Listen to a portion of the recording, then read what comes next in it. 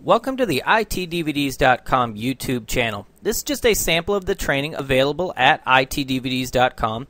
If you would like to see complete training, please go to itdvds.com. Now let's begin the sample. When we vMotion a virtual machine and it goes from one host to another while it's running, all that memory on that virtual machine and the processor instructions gets transferred over to the other ESXi host that it's going to. And the traffic, the network traffic to make that happen, goes over a VM kernel port that's configured for vMotion.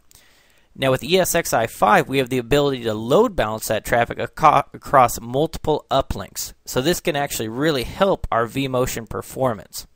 And we're going to configure this much the way we did when we load balanced the iSCSI traffic across multiple uplinks. So I've got my ESXi host selected. I'm in Networking, Configuration tab. And I'm going to click on Add Networking. So we're going to create a new vSwitch. We're going to create a VM kernel port. I'll go ahead and click Next. I'm going to select two uplink adapters here. I could select more if I'd like, so I could load balance across multiple uplink adapters. I'm just going to select two in this example. Click Next. Let's give it a name. I'm going to call it VM kernel vMotion -01, and if we're trunking it, we want to get a VLAN ID. I'm not going to trunk it. My ports on my physical switch that these uplinks are connected to are just configured with a specific VLAN that I'm using for vMotion, and I want to check the box to use this port group for vMotion. So I'll go ahead and click Next. We're going to need to give it an IP address. I'm going to give it the IP address 192.168.6.171. I'll give it subnet mask. Leave the VM kernel default gateway and click Next. And finish. Okay, let's go down to that newly created vSwitch. Here it is. I'm going to click on Properties. I'm going to highlight that VM kernel port group and click on Edit. Let's go to NIC teaming, and we're going to override the switch failover order.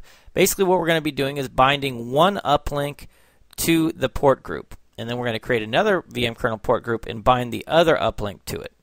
So let's use vMNIC3. So I'm going to move this one down to standby adapters. So it's really only going to use vMNIC3 unless vMNIC3 goes down, then it's going to use vMNIC4. So I'll go ahead and click OK. Now let's click on Add. Let's create another VM kernel port group for vMotion. Let's call this VM kernel vMotion-02.